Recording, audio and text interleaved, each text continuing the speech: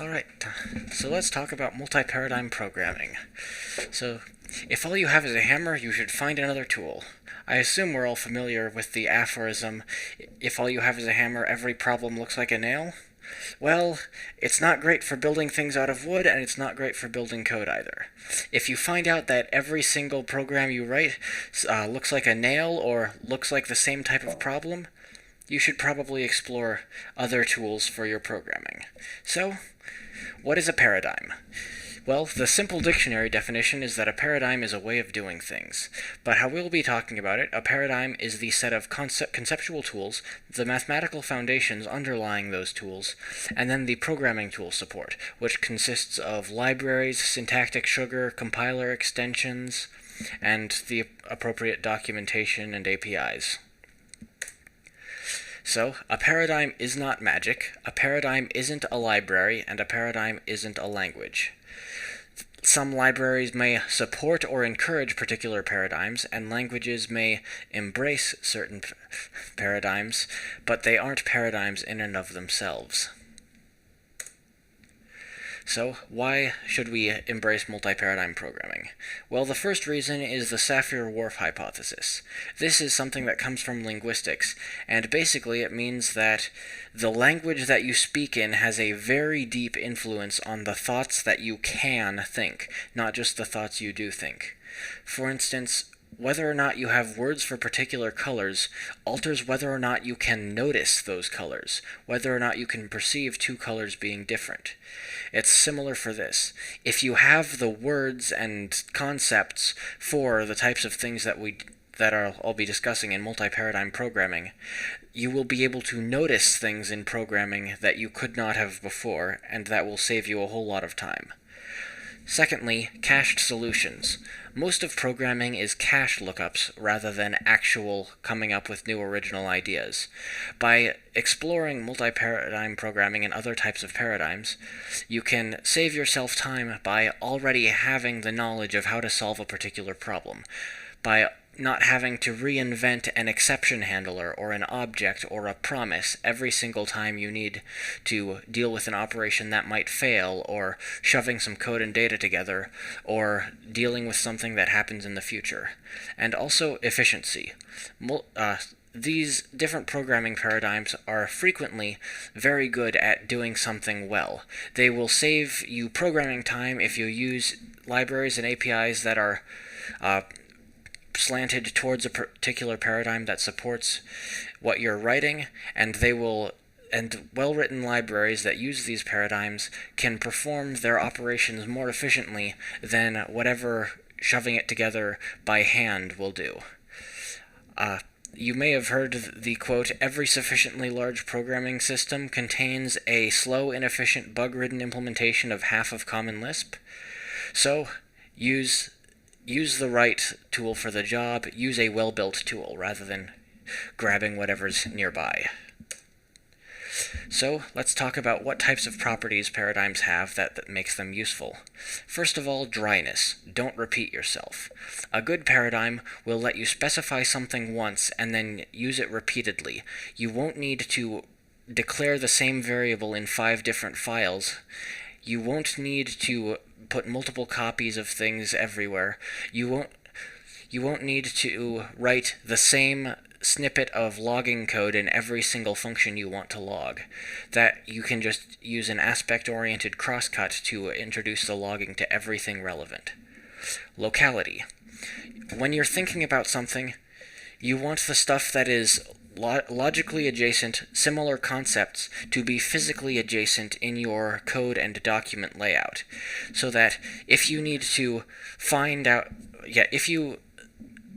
transitions that you normally make, what happened just before this, what happens just after this, what is nearby, what else can I access, should be things that you can find out without having to open a new file or switch to a different directory. You should be able to look up 5 lines, or maybe scroll up half a screen full, and be able to see the information you need there.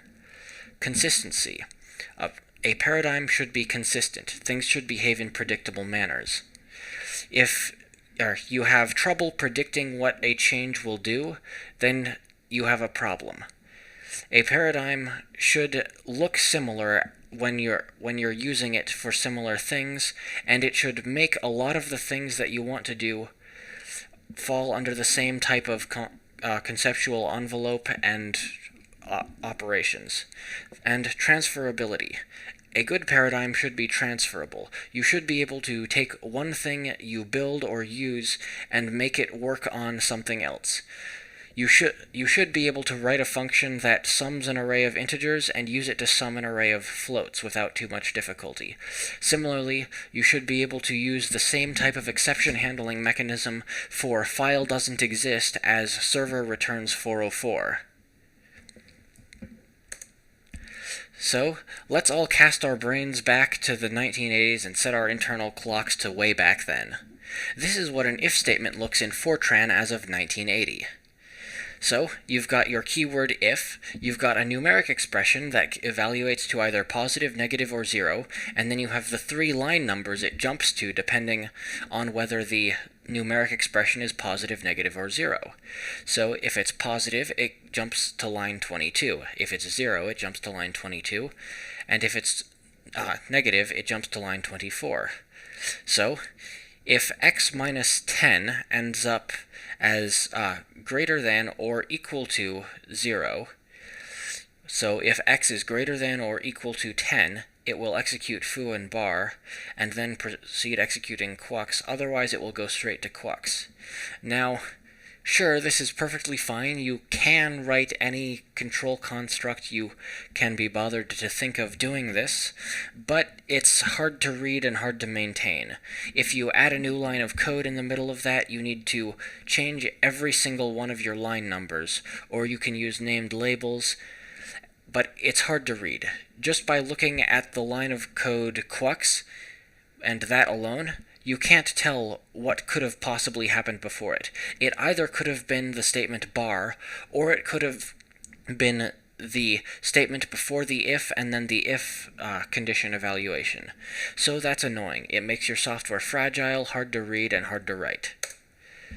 So, a really nice guy called Dijkstra defined something called the structured programming paradigm, which is where you build a program out of single-entry, single-exit blocks, which are also called basic blocks. These blocks, you have only a single way into the block and a single way out of the block. For instance, the body of an if, you can only enter it at the top, and you can only leave it at the bottom. You can't jump into the middle. This locality of control flow, so going back to properties, useful properties, locality. The things that happened chronologically before and after are physically adjacent in the code and clearly delineated. When any violations where it isn't the exact previous line is clearly delineated, with indentation, curly braces, other punctuation, to make it very easy to find exactly where every possible previous line could be. This makes it much easier to read and understand the code. And to do this requires some special programming support.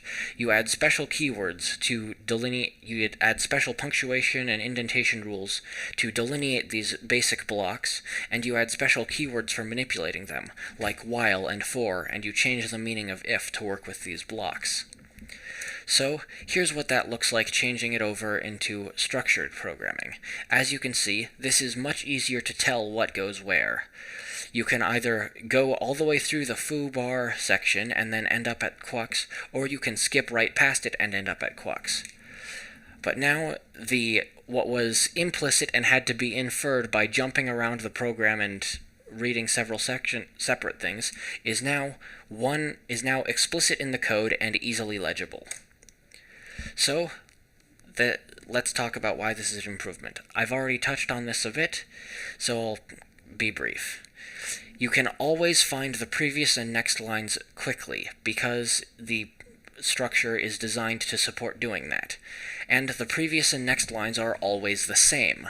Back in unstructured programming, you can reach a given line from a variety of places, and there's no particular way to know which one of them it is. With structured programming, either it is always the same, or it is always one of two possibilities, and you will and you will be able to find all of them, enumerate them easily, and not have to look around for it. So, now let's try to abstract some lessons from this and look for new things. So, making code easier to read and understand makes it easier to write. This should be fairly obvious to anyone who's spent time writing code. More of the time is spent reading the code you wrote, trying to figure out what the heck you just wrote, than you are actually typing in new code. And put logically adjacent things physically adjacent. As much as is possible, things that you want to think about together should go together in the code so that you can jump between them easily. And they are disciplines, not tools. So, in order to improve the language by adopting structural programming, we had to give up some of the flexibility and power of the if, adopting an additional discipline. It's like putting a guard on a chainsaw. Sure, it's slightly harder to cut some things with it, but in general, it's much safer and easier to use. And also, status quo reversal. This is just a heuristic. Imagine that we've always had it, that immediately when you were learning programming, this has been the way what you're considering doing now is the way it's been done for decades. Would you be willing to give that up for whatever putative advantages doing it that way is? So this is really easy for us in the case of structured programming because, well, structured programming revolution happened before I was born, so I did, in fact, learn it as it was done for decades. So, what shouldn't we use structured programming for? There is a function in the C standard library that violates the structured programming discipline, and is required and/or guaranteed to violate this in every compatible implementation of the C standard library. Does anyone have any guesses what this function is?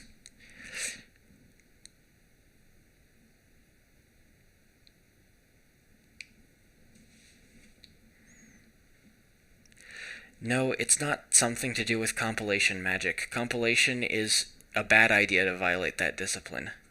Printf, good guess, but not quite. Memcopy is the one that I'm talking about. So here is an implementation of memcopy using Duff's device, which is, quote, the most dramatic use of case statement fall-through that we've ever seen in the C language. So this this takes a modulus 8 of the amount of bytes we need to copy, and then jumps at that offset into the middle of a for loop counting down. This way, the boundary condition check on the for loop only happens once every 8 bytes copied, rather than every byte copied.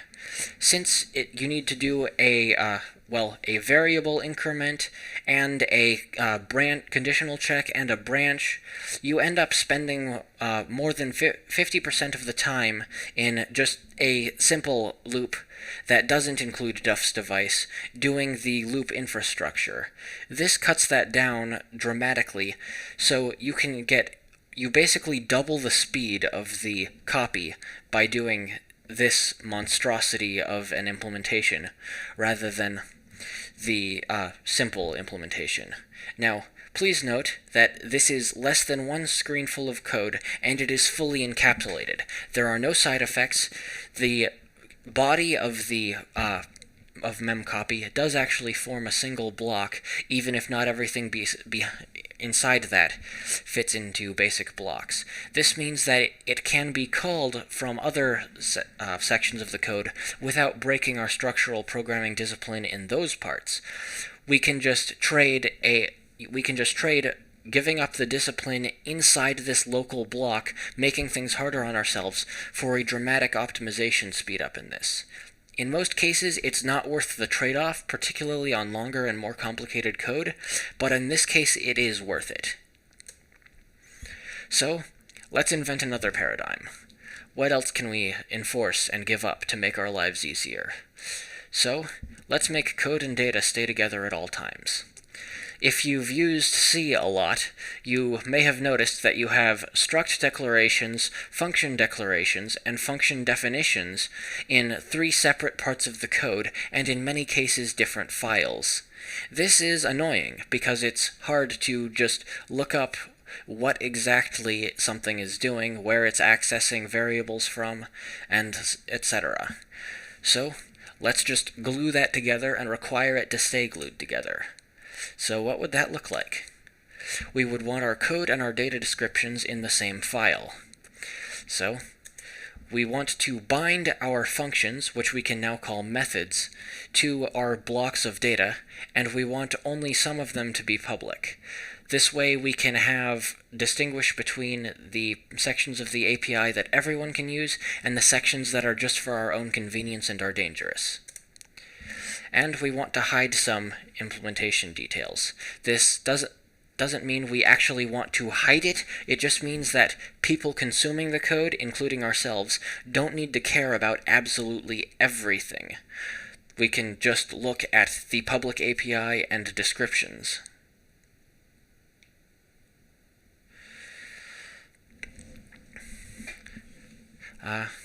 And if you have questions, feel free to drop them in the chat and I'll get around to them.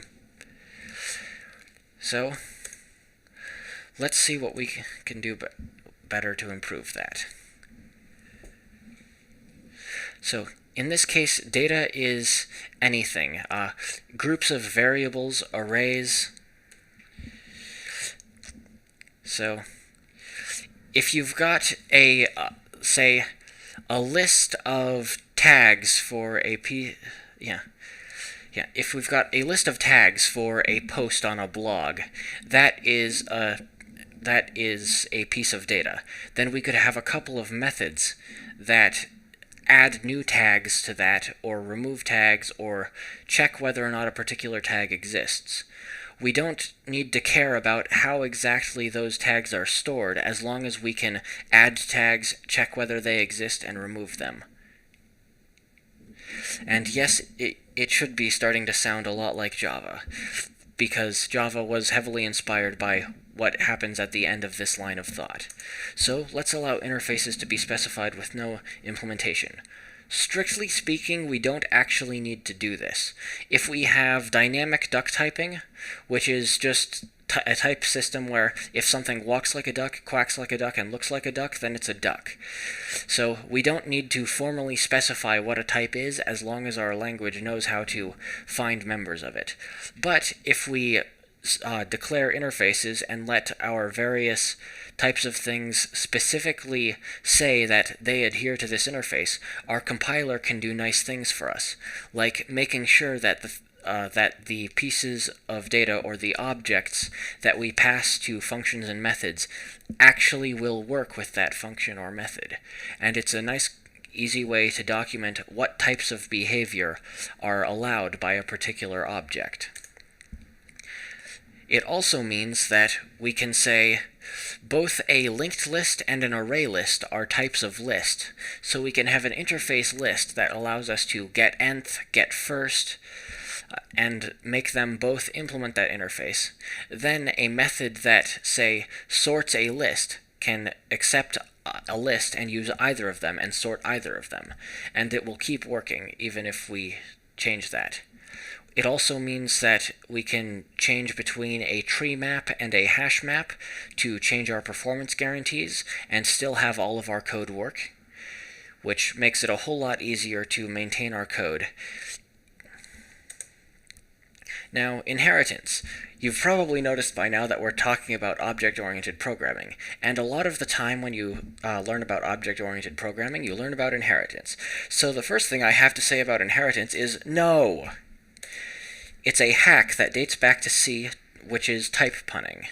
Back when the authors of the BSD sockets library were writing their initial version of the sockets library in C, they encountered a little optimization problem. So they had multiple different types of sockets, client sockets, server sockets, file sockets, and they wanted to be able to write to all of them with as easily as possible. So they could have created a client socket write, server socket write, but what they actually did was they defined the structures, the in-memory layout of the data of all of the different types of sockets, such that the first few fields were exactly the same between all of them, which is, well, a horrible hack, but it let them write a piece of code that would work when called on a pointer to any socket, rather than just one particular type. It saved them code length and made the code more efficient by allowing a better use of the instruction cache on the processor and decreasing the code size. But it made the code more fragile, which in their case wasn't that much of a problem because it wasn't intended to be regularly changed by end users. But, well, it's still fragile.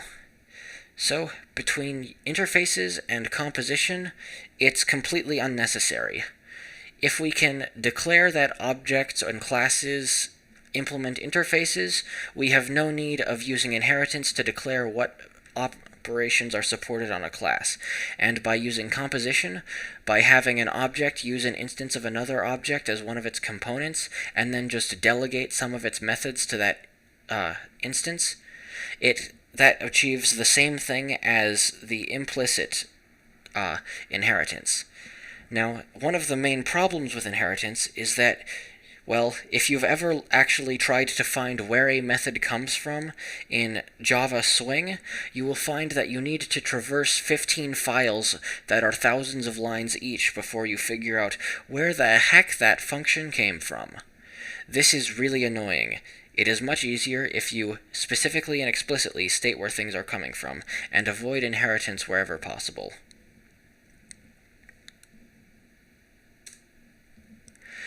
So, let's review the improvements that we've made here.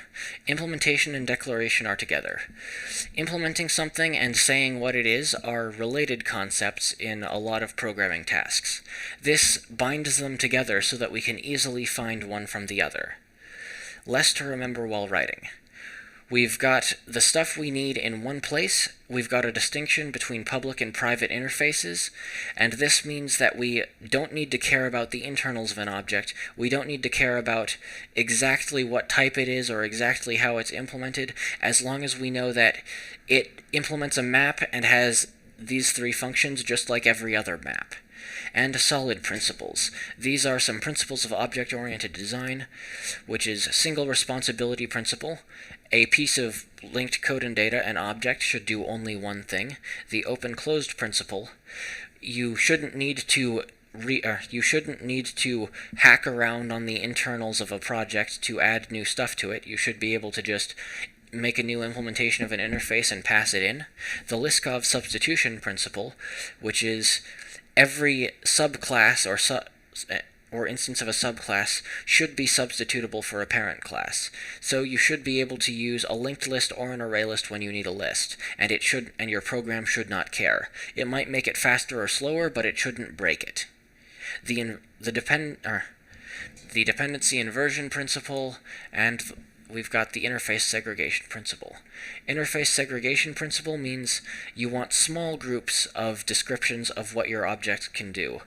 You shouldn't have massive classes. You should have small classes. You shouldn't have a class that does everything you could possibly want concerning geometry. You should have a class that can be a point, a class that can be a line, and then you can use them separately and precisely and not get a bunch of unwanted stuff. Then dependency inversion principle, which just says depend upon abstractions, not concretions.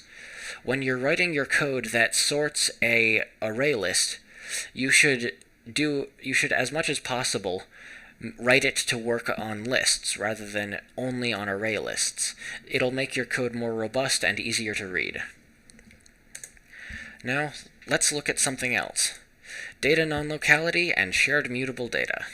So, let's imagine we've got a giant buffet table with a bunch of people trying to eat at it. Yeah. And yes, I'm explaining those right now. So we've got our large table. There are a bunch of dishes. Now, we can either set it up so that everyone has their own plate with a small amount of food on it, or everyone reaches everywhere on the table. Just, reach 3 people down and grab and grab that tureen of gravy and grab it back, and oops, you bumped someone's arm, and now there's chicken soup on the strawberry crepes, and everything is a mess and everyone's glaring at you. This is the type of problem you get when you've got non-local data and shared mutable data. So, in short, you want each piece of data to be owned close to where it's being used, and you don't want multiple parts of your program to be touching and manipulating the same piece of data at the same time, because that's a good way to break everything. So let's talk about functional purity. This is a useful tool to start fixing this. Oh yeah, did I answer your question about what those were effectively?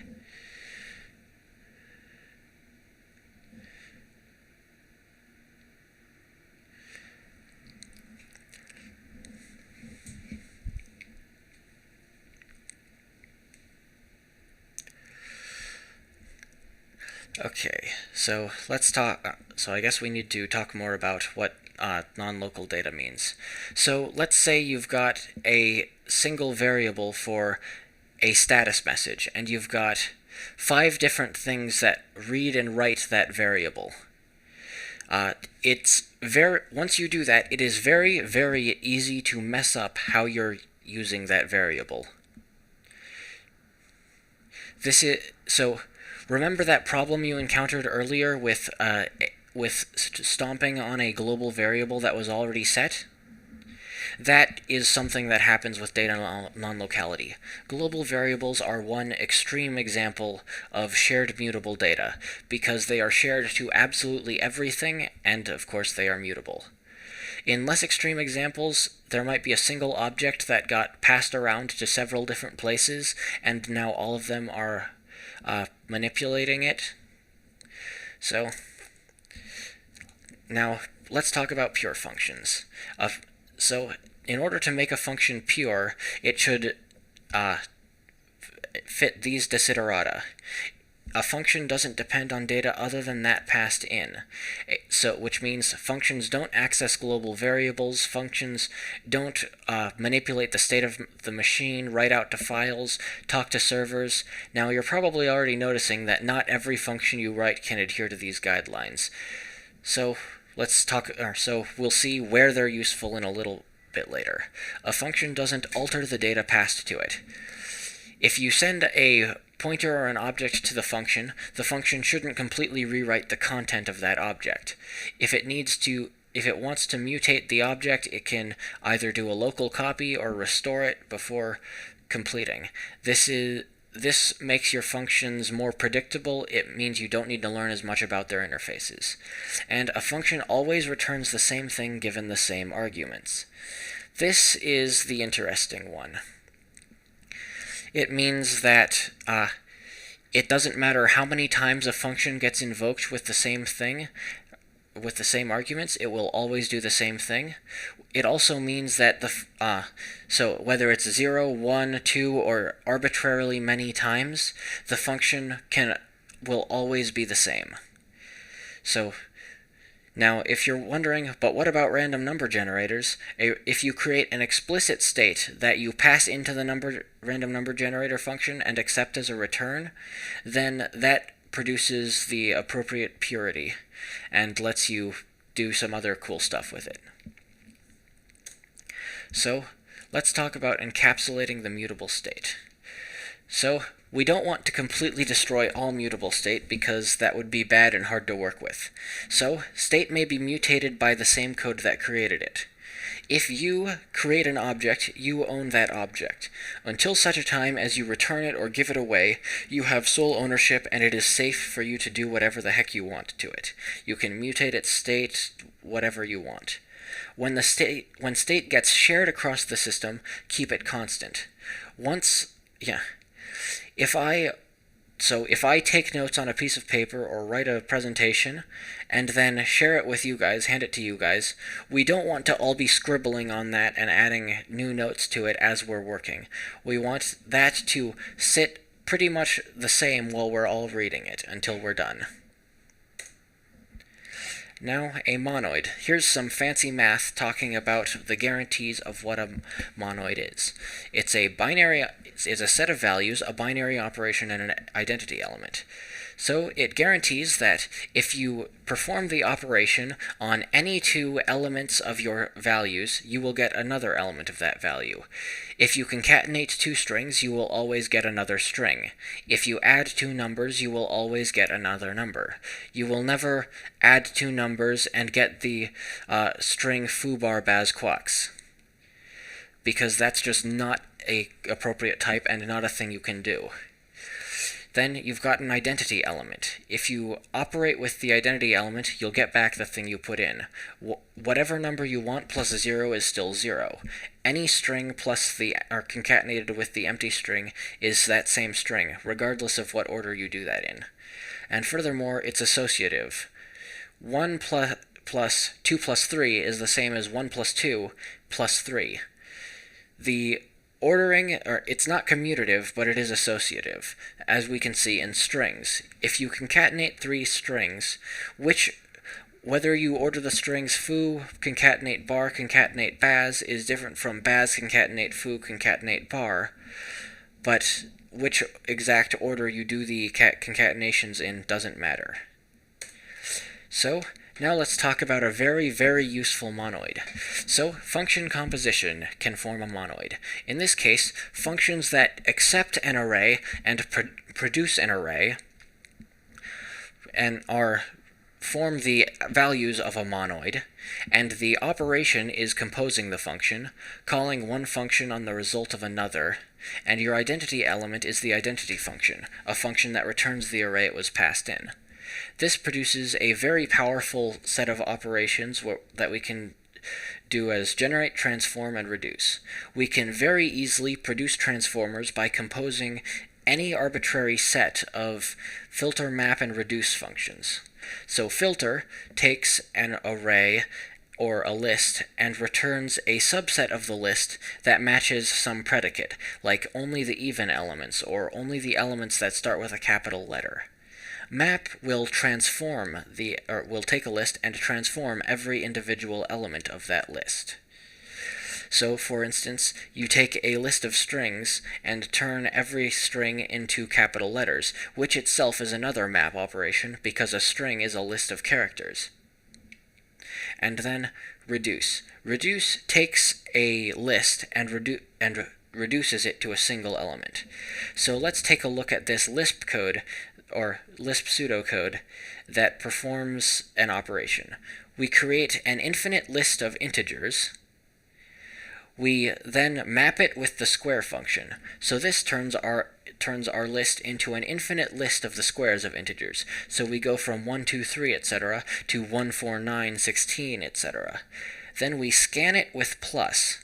This will add up our numbers. So we now have the infinite list of 1, then 5, then 14. Each element of the list is the sum of all the preceding elements in the list that is the input. Then we just grab the 25th element of our list, and we have the sum of the first 25 squares of the natural numbers. And we can do this without an explicit loop on a single line, and once you learn the paradigm, it is very easy to read. Do we have any questions about this part before I move on?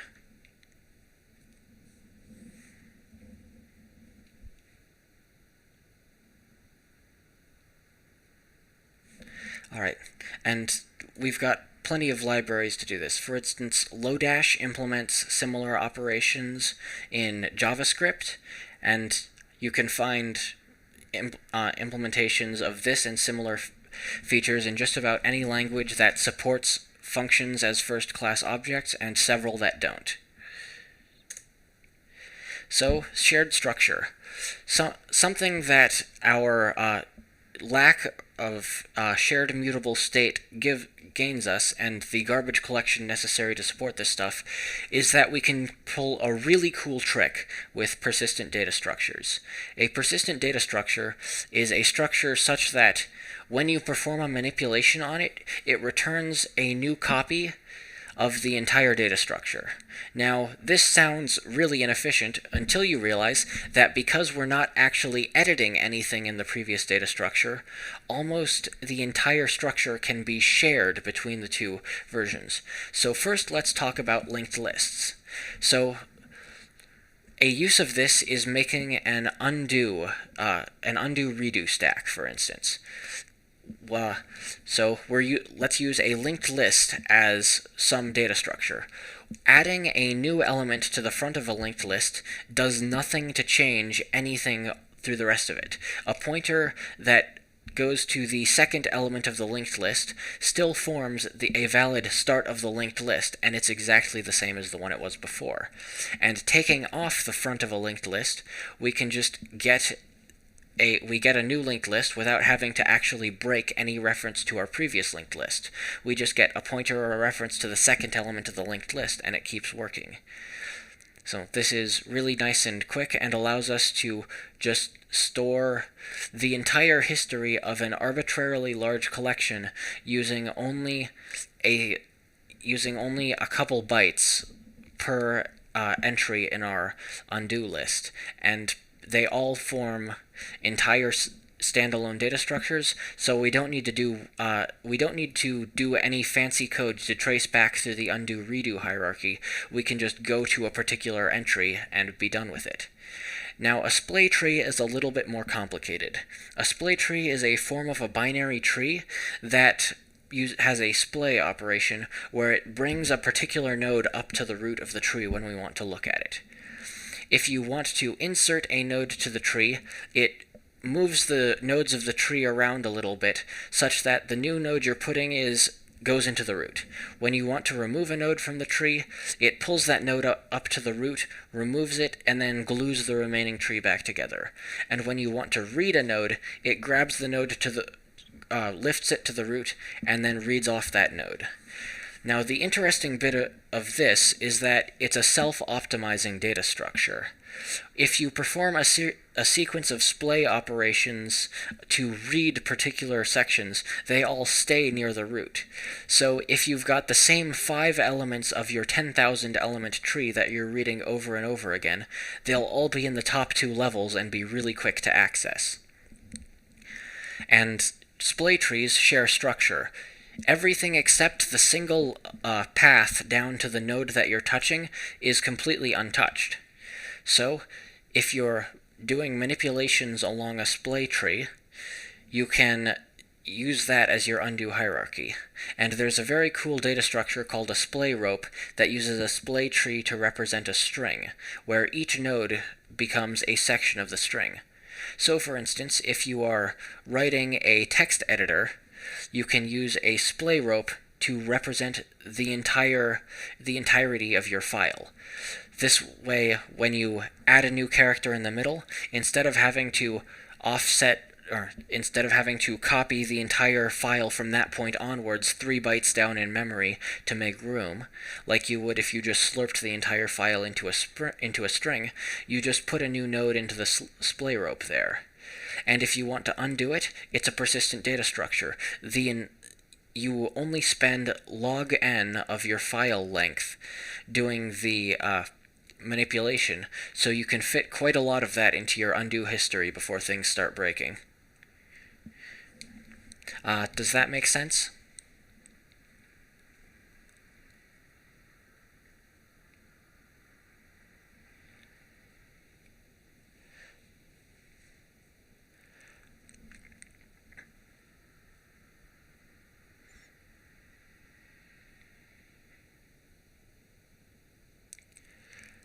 Alright, now, of course, doing this relies on garbage collection. You cannot do manual memory management on persistent data structures because they require sharing structure. If you're trying to write this in a language without a garbage collector, you're going to have a bad time. There are ways to get something like this to work, but it's hard and it might not be worth your time. So, I/O. It's annoying to have to write state machines to track I/O processes. So let's say you're writing a program that needs to do quite a bit of concurrent I/O.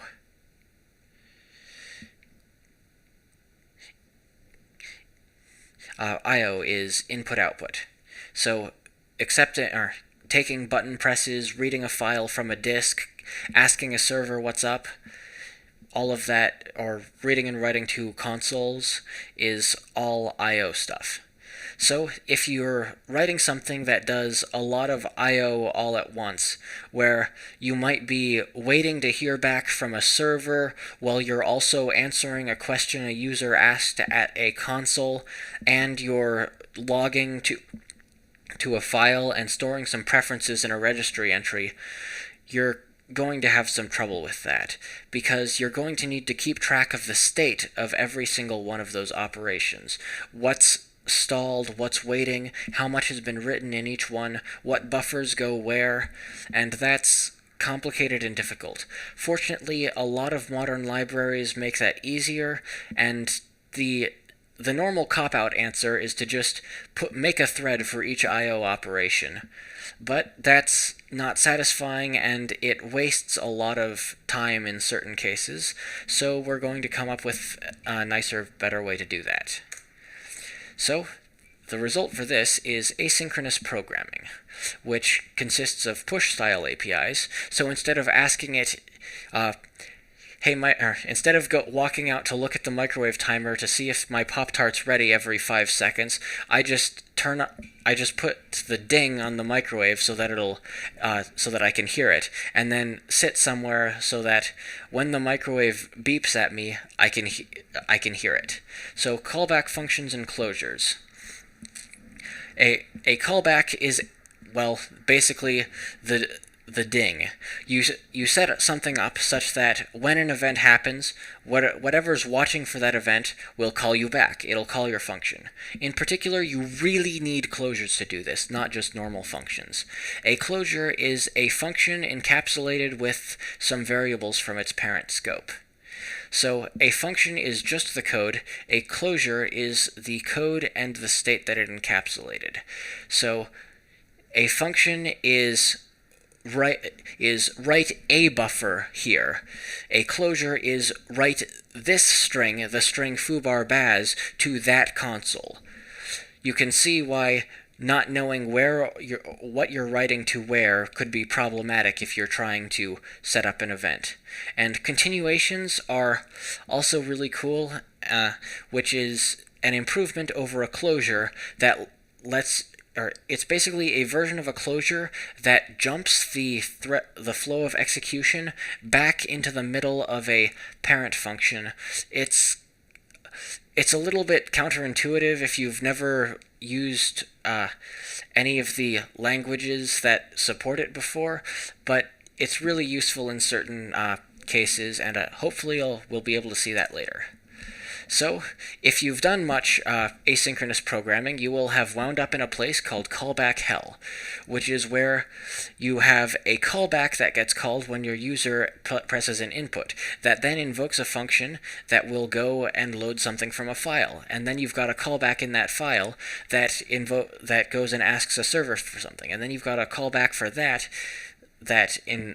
will write something out to a file, and a callback for that'll display ding done to the GUI. And at every single level of that callbacks, you've now got 8 separate levels of indentation on your screen. Your code is getting scrunched up to the right, and you've duplicated the same bit of error handling code 5 times, which we discussed dryness before, and that's awful. So, functional programming to the rescue. Pure functions and monads. Let's get to work. So here's some Haskell defining what a monad can do. This is the bind operator.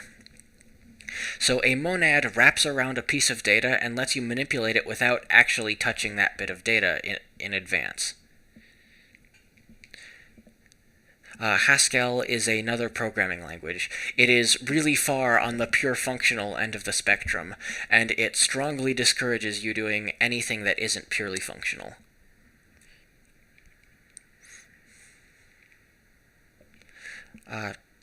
Did you get desynced on the slides?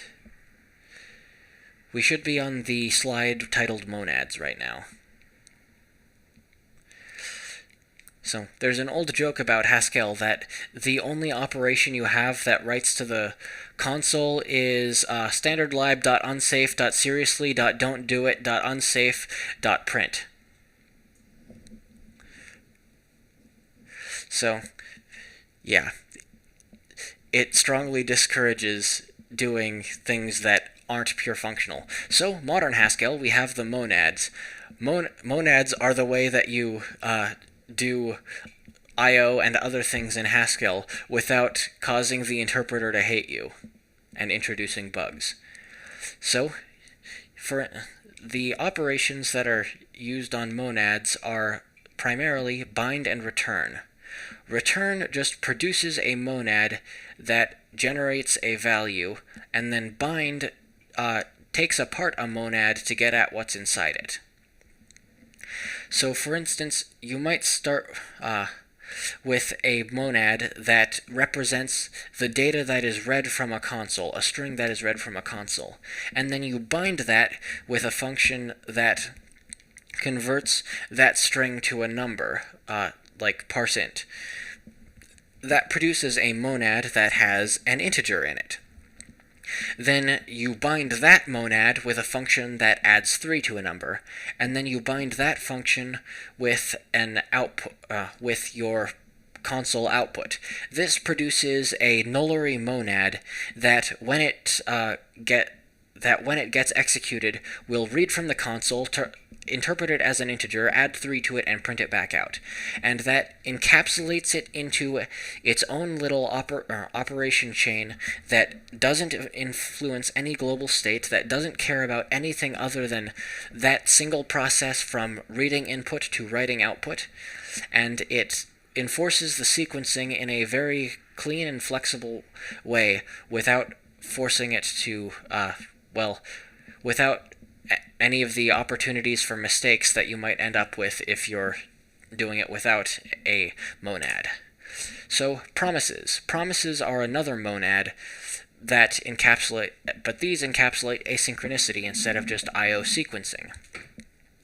And they make it much easier to read, write, and compose our asynchronous operations. So, we want to bundle our state and side effects together, just like we bundled our data together earlier in object-oriented programming. And we want to not have to worry about our undesired side effects. So we want to maintain some purity guarantees on this to ensure that we don't break anything accidentally, so that if we do break anything, it's deliberate. So, there are a couple of ways to do this. So you can find a promise library in most modern languages. JavaScript has several, lots. There are also some for Java, C#, Lua, whatever language you care to name. So in a promise, you have your constructor operation, where you specify where you give it a function that will register a callback to that promise, and then once you've got a promise, you can use the then operator, which says once whatever this promise becomes due, do it. Then you do this other thing. So if we've got our message from the servers, we register a callback for when our packets arrive from the server, and then we parse our JSON out of that packet, and then we grab the fields we care about out of that JSON and publish it to the UI, and then we send whatever status update, and then a promise will also normally have a catch operation, which lets you deal with your error handling. So we talked about earlier in callback hell how you end up having 5 copies of every bit of error handling because every separate layer of your nesting needs its own error handling. Promises let you accumulate all of your error handling into single places, which gives us much better dryness. So at the end of that whole chain of failures, we can have a single error handler that will .catch pop a message up to the screen with a description of what happened, or whatever else the appropriate action is. This makes it much nicer to work with. It also makes our code read more vertically in the order of what happens, rather than reading inwards in the order of what happens. Now, we can actually push this even a little bit farther. With functional reactive programming, an event stream is to a promise as an array is to a variable. So an array takes a bunch of variables or values together in space, and a promise is a value that happens some point in the future. You can promise a single value, or you can promise an array. An event stream is a bunch of values that happen at some point in the future. So you can have a stream of your mouse coordinates, or all of the clicks that a user performs on a button, or everyone who's asking for a page in a server. And of course, you can also have an event stream of arrays or individual values. And the key strength of this is that you can manipulate large set sequences of future events and all of their data as a single logical entity. Instead of having to talk about all the individual callbacks and manipulate each individual promise, you can say, I want to look at all possible future mouse clicks and then only filter out, then .filter the ones that lie inside this particular rectangle, and then I want to also filter separately the mouse clicks that end up in this particular rectangle, and then I want to change each of those into the values +1 and -1 instead of the mouse click events. Then I want to merge those two event streams into a single stream, and scan it, and then write that to a UI, and now we have a counter with a plus and a minus button. And we can do that as a single cohesive logical event, rather that just manipulates these streams as single things, rather than having to write all the separate event handlers. It makes the code cleaner if you do it correctly, and because it encapsulates a bunch of the state about the stream manipulations, it's far less likely that you'll mess up and blow up all of your event handlers at once. So that is the end of the content I have prepared. Does anyone have any questions now?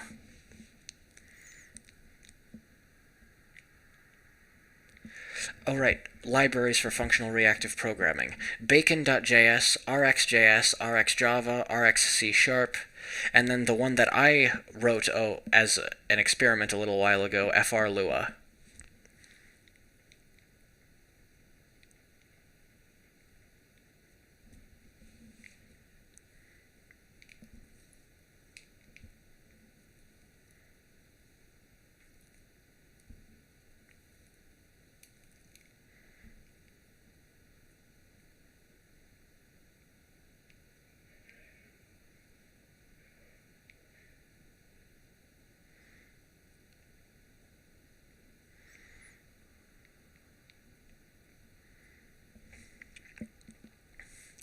And, well, yes, in some situations, inheritance is okay. Like, if you have a third-party library in a sealed jar without the source, and you really, really need to shove something into it like a clam knife, you can use inheritance to pry open a poorly designed library.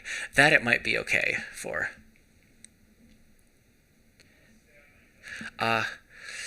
Event streams have been around for a few years. Here, let me pull up an example for you.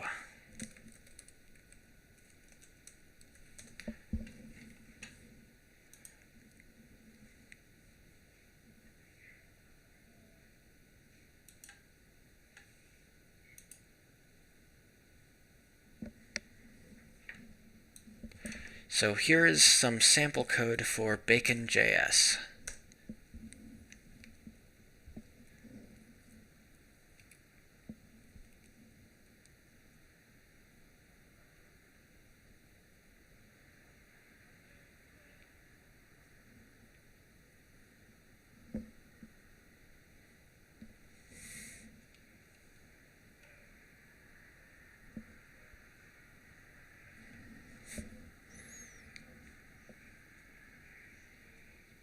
And yes, event streams are actually used in professional software development.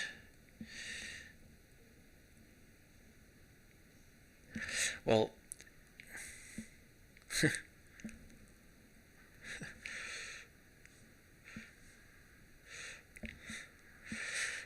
So, what exactly do you mean by some situations might break the dry principles using these guidelines? I mean, sure, well, yes, if you're using a composition to implement, to copy all of the methods from one place to another, sure, you're naming those methods twice, but it's not really repeating yourself because you're declaring a new type of class.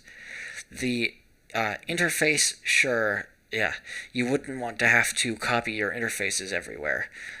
And syntactic sugar for delegate is really nice on the languages that provide it.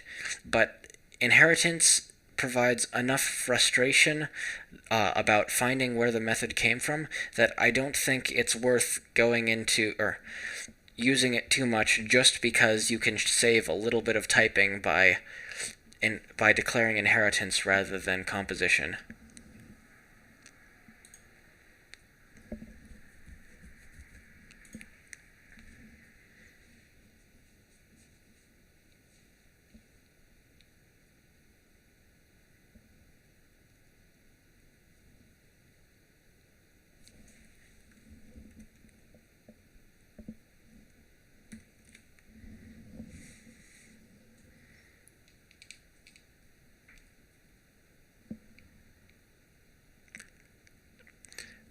If you have lots of similarly shaped objects, you have an interface.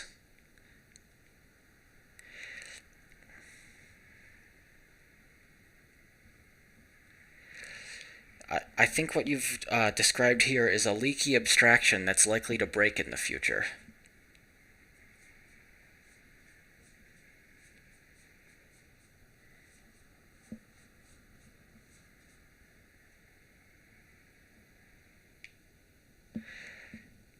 And I'm not denying that languages nowadays have inheritance for better or for worse, so you might as well use it when you have to. But, well, Golang removed inheritance for a reason. Pony removed inheritance for a reason, because it does cause problems.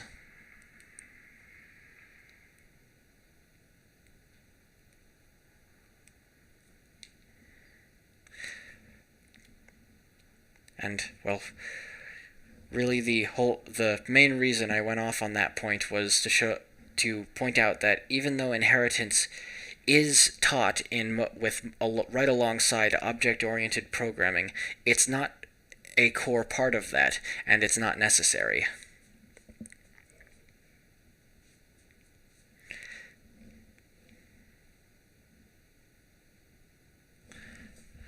So, yes, some objects have a chunk of functionality that are identical for each other. You use composition for that. Just declare a helper object or have it use another object as part of it, as an instance in a variable inside it, and then it can call the methods on that other object. That'll accomplish the same effective the same effective code, except it will make where everything's coming from explicit and visible, and it will make changes less likely to propagate through your entire code base and break everything.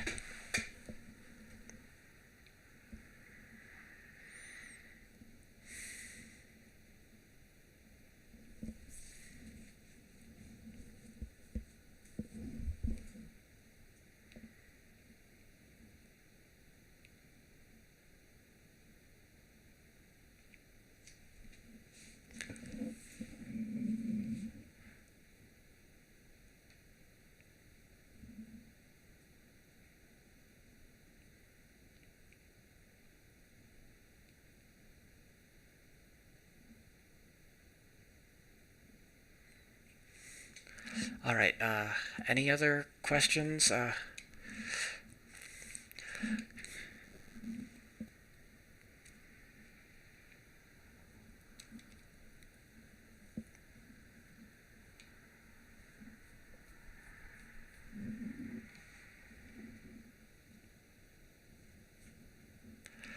All right. Well, thank you all for listening to me speak. I will close this stuff down now. And if you think of any questions later, feel free to message me.